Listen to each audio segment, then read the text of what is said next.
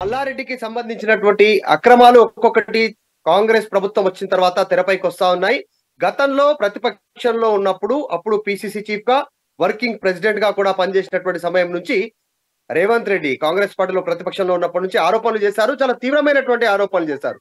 ప్రభుత్వ భూములని, గిరిజనుల భూమిని, పార్కులను, చెరువులను కబ్జా చేసి వందల ఎకరాల భూములని కబ్జా చేశారు మల్లారెడ్డి. దాంట్లో కాలేజీలు, హాస్పిటల్స్ ఇలా అనేక నిర్మాణాలు, అక్రమ నిర్మాణాలు చేపట్టారనేటువంటిది గతంలో ఆరోపణలు చేశారు. దానికి తదనుగుణంగానే కాంగ్రెస్ ప్రభుత్వం తెలంగాణలో ఏర్పాటైన తర్వాత ముఖ్యమంత్రిగా రేవంత్ రెడ్డి ప్రమాణ స్వీకారం చేసిన తర్వాత జరుగుతున్న పరిణామాలు చూస్తే ఒక్కొక్క చర్యలు తీసుకున్నట్టుగా తెలుస్తా ఉంది. మల్లారెడ్డికి సంబంధించిన అక్రమాలపైన ఒక్కొక్కటి రోజుకొకటి తెరపైకి వస్తా ఉంది. మనం చూసాం గత కొన్ని రోజుల నుంచి మేడ్చల్ జిల్లాకి సంబంధించినటువంటి కలెక్టర్ ఆదేశాల మేరకు 2500 గజాలు ప్రభుత్వ భూమిని కబ్జా చేసి రోడ్డు నిర్మాణం చేశారు, ప్రహారీ నిర్మాణం చేశారు అనేటువంటిది కలెక్టర్ ఆదేశాల మేరకు అధికారులు అక్కడికి చేరుకోవడం, వాటిని తొలగించడము, నోటీసులు ఇచ్చిన తర్వాత తొలగించడము జరిగింది. తర్వాత జరిగినటువంటి పరిణామాల్లో మల్లారెడ్డి రెస్పాండ్ అయ్యారు.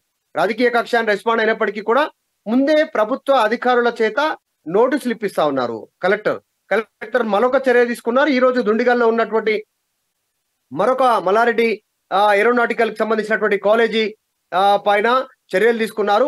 అక్కడ ఉన్నటువంటి చెరువును కబ్జా చేశారు. 8 ఎకరాల చెరువును అనేటువంటిది ఫిర్యాదులు అందడం, 5 రోజుల క్రితమే నోటీసులు ఇవ్వడము, తర్వాత అక్కడికి వెళ్లారు అధికారులు జేసీబీలతో వెళ్లి మొత్తం కూల్చే ప్రయత్నం చేశారు. కొద్దిసేపు ఉద్రిక్త వాతావరణం నెలకొన్న తర్వాత పోలీసులు ఇన్వాల్వ్ అయ్యారు. పోలీసులు అక్కడ ఉన్నటువంటి పరిస్థితిని సద్దుమణిగేలా చేసి మిగతా అక్రమ నిర్మాణాలను, శాశ్వత అక్రమ నిర్మాణాలని కూల్చేశారు. ఎందుకంటే ప్రభుత్వ భూమి, చెరువు భూమి అయినప్పటికీ కూడా అక్కడ శాశ్వత కట్టడాలు కట్టారు, కాలేజీలు నిర్మించి ఆ కాలేజీ భవనాల్లో విద్యార్థులకు పాఠాలు చెప్తా ఉన్నటువంటి పరిస్థితి. సో దాన్ని కూల్చారు. ఇంకా కొన్ని టెంపరరీ షెడ్స్ ఏవైతే ఉన్నాయో షెడ్స్ కూడా కూల్చేశారు. సో ఇదంతా చక్రం జరుగుతూ ఉంటే మరొకటి చాలా మేజర్ సంబంధించినటువంటి అంశం తెరపైకి వస్తా ఉంది. మల్లారెడ్డికి సంబంధించినటువంటి మెడికల్ వర్సిటీ మీద కూడా ఫోకస్ పెట్టినట్టుగా తెలుస్తా ఉంది ప్రభుత్వం. దాదాపు ఇక్కడ మేడ్చల్ కేశవరంలో 47 ఎకరాల గిరిజనుల భూములు ఆక్రమించారు అనేటువంటిది ఇటీవల ఫిర్యాదు అందింది మల్లారెడ్డి పైన. దానిపైన కూడా రేవంత్ సర్కార్ చర్యలు తీసుకోవడానికి సిద్ధమవుతున్నట్టుగా తెలుస్తా ఉంది. సో చాలా పెద్ద అంశంగా చూస్తా ఉన్నారు ఈ అంశాన్ని. ఎందుకంటే వరుసగా మల్లారెడ్డి పైన ఫిర్యాదుల పర్వం అందుతా ఉంది. గతంలో ఆల్రెడీ ప్రతిపక్షంలో ఉన్నప్పుడు కాంగ్రెస్ ఫిర్యాదు చేయడము, తర్వాత ఆరోపణలు చేయడము అనేటువంటిది జరిగింది. ఇప్పుడు వాళ్ళే ప్రభుత్వంలో ఉన్నారు కాబట్టి ఇంకా ఫిర్యాదు చేసే వాళ్ళు ముందుకు వస్తా ఉన్నారు. గతంలో చేసినటువంటి ఆరోపణలకు సంబంధించి ప్రభుత్వ భూములు ఆక్రమించి కట్టారు, వర్సిటీలు, కాలేజీలు, తర్వాత ఇవన్నీ అనేటువంటి ఫిర్యాదులు అందాయో వాటిపైన చర్యలకు రేవంత్ సర్కార్ సంసిద్ధత వ్యక్తం చేస్తా ఉంది. బుల్డోజర్లు బయలుదేరుతా ఉన్నట్టుగా తెలుస్తా ఉంది. సో జవహర్ నగర్ లో ఉన్నటువంటి ప్రొహిబిటెడ్ జాబితాలో కూడా, అంటే ప్రొహిబిటెడ్ ఏరియా 5 ఎకరాల భూమి కూడా అక్కడ సంబంధించినటువంటి మల్లారెడ్డి కోడలు శాలిరెడ్డి పేరు మీద సేల్ డీడ్ అయింది అనేది కూడా గతంలోనే రేవంత్ రెడ్డి ఆరోపించారు. సో ఇలాంటి ఆరోపణలన్నీ ఇప్పుడు తెరపైకి వస్తున్నాయి. ప్రభుత్వం చర్యలు తీసుకుంటుంది. చాలా సీరియస్ అంశంగా దీన్ని భావిస్తా ఉంది ప్రభుత్వం. గతంలో చేసినటువంటి ఆరోపణలకు సంబంధించినటువంటి దానిపైన చర్యలకు ఉపక్రమిస్తా ఉంది. చాలా పకడ్బందీగా, అంటే ముందుగా కలెక్టర్ కు ఆదేశాలు ఇవ్వడము, కలెక్టర్ వాటికి నోటీసులు ఇవ్వడము, తర్వాత అధికారులు అక్కడికి వెళ్ళడము, పోలీస్ ప్రొటెక్షన్ సమక్షంలో కూల్చివేతల కార్యక్రమం ఉండడం, ఇదంతా పక్కాగా జరుగుతా ఉంది. ఇంత జరుగుతున్నా కూడా మల్లారెడ్డి రెస్పాండ్ అవ్వట్లేదు ఎక్కడ కూడా. ఇది రాజకీయ కక్షాన్ని కొట్టిపారేసే ప్రయత్నం చేస్తున్నప్పటికీ ఇంత కూలుస్తా ఉన్నా కూడా అది ప్రభుత్వ భూమి కాదు, నా సొంత భూమి, నేను కొనుక్కున్నానని ఎక్కడ చెప్పలేదు. ఇంతవరకు కూడా ముందుకు రాలేదు. రాకపోగా రాజీ ప్రయత్నాలు చేస్తున్నారనేటువంటిది భారీగా చర్చ ఊపందుకుంది.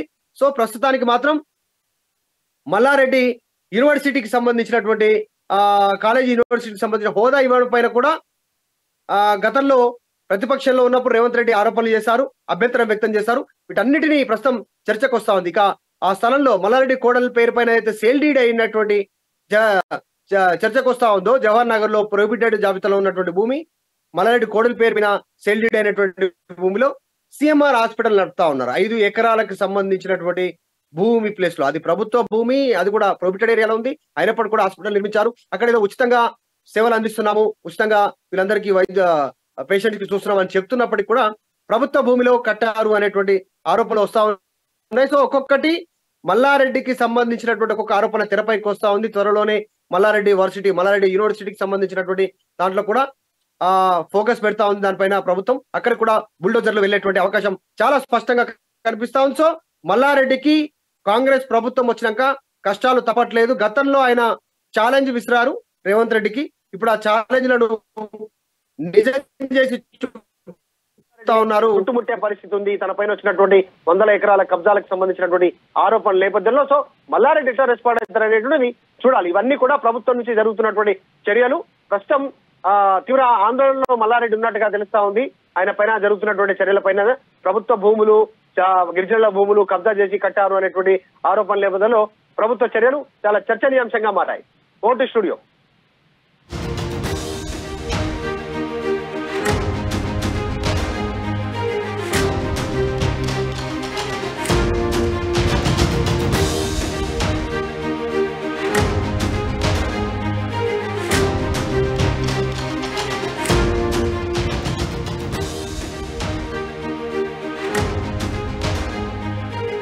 ఎగ్జాక్ట్లీ మల్లారెడ్డికి సంబంధించినటువంటి అక్రమాలు ఒక్కొక్కటి కాంగ్రెస్ ప్రభుత్వం వచ్చిన తర్వాత తెరపైకి వస్తా ఉన్నాయి.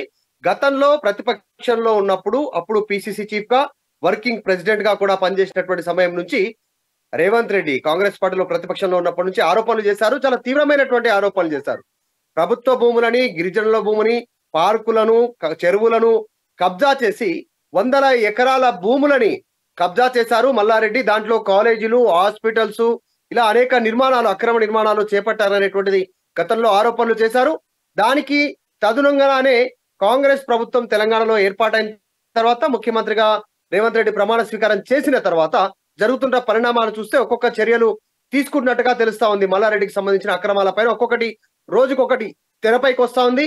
మనం చూసాం గత కొన్ని రోజుల నుంచి మేడ్చల్ జిల్లాకి సంబంధించినటువంటి కలెక్టర్ ఆదేశాల మేరకు 2500 గజాలు ప్రభుత్వ భూమిని కబ్జా చేసి రోడ్డు నిర్మాణం చేశారు, ప్రహారీ నిర్మాణం చేశారు అనేటువంటిది కలెక్టర్ ఆదేశాల మేరకు అధికారులు అక్కడికి చేరుకోవడం, వాటిని తొలగించడము, నోటీసులు ఇచ్చిన తర్వాత తొలగించడము జరిగింది. తర్వాత జరిగినటువంటి పరిణామాల్లో మల్లారెడ్డి రెస్పాండ్ అయ్యారు.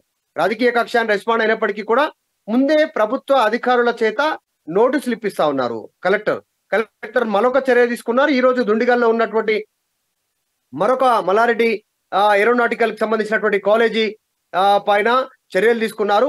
అక్కడ ఉన్నటువంటి చెరువును కబ్జా చేశారు. 8 ఎకరాల చెరువును అనేటువంటిది ఫిర్యాదులు అందడం, 5 రోజుల క్రితమే నోటీసులు ఇవ్వడము, తర్వాత అక్కడికి వెళ్లారు అధికారులు జేసీబీలతో వెళ్లి మొత్తం కూల్చే ప్రయత్నం చేశారు. కొద్దిసేపు ఉద్రిక్త వాతావరణం నెలకొన్న తర్వాత పోలీసులు ఇన్వాల్వ్ అయ్యారు. పోలీసులు అక్కడ ఉన్నటువంటి పరిస్థితిని సద్దుమణిగేలా చేసి మిగతా అక్రమ నిర్మాణాలను, శాశ్వత అక్రమ నిర్మాణాలని కూల్చేశారు. ఎందుకంటే ప్రభుత్వ భూమి, చెరువు భూమి అయినప్పటికీ కూడా అక్కడ శాశ్వత కట్టడాలు కట్టారు, కాలేజీలు నిర్మించి ఆ కాలేజీ భవనాల్లో విద్యార్థులకు పాఠాలు చెప్తా ఉన్నటువంటి పరిస్థితి. సో దాన్ని కూల్చారు. ఇంకా కొన్ని టెంపరరీ షెడ్స్ ఏవైతే ఉన్నాయో షెడ్స్ కూడా కూల్చేశారు. సో ఇదంతా చక్ర జరుగుతూ ఉంటే మరొకటి చాలా మేజర్ సంబంధించినటువంటి అంశం తెరపైకి వస్తా ఉంది. మల్లారెడ్డికి సంబంధించినటువంటి మెడికల్ వర్సిటీ మీద కూడా ఫోకస్ పెట్టినట్టుగా తెలుస్తా ఉంది ప్రభుత్వం. దాదాపు ఇక్కడ మేడ్చల్ కేశవరంలో 47 ఎకరాల గిరిజనుల భూములు ఆక్రమించారు అనేటువంటిది ఇటీవల ఫిర్యాదు అందింది మల్లారెడ్డి పైన. దానిపైన కూడా రేవంత్ సర్కార్ చర్యలు తీసుకోవడానికి సిద్ధమవుతున్నట్టుగా తెలుస్తా ఉంది. సో చాలా పెద్ద అంశంగా చూస్తా ఉన్నారు ఈ అంశాన్ని. ఎందుకంటే వరుసగా మల్లారెడ్డి పైన ఫిర్యాదుల పర్వం అందుతా ఉంది. గతంలో ఆల్రెడీ ప్రతిపక్షంలో ఉన్నప్పుడు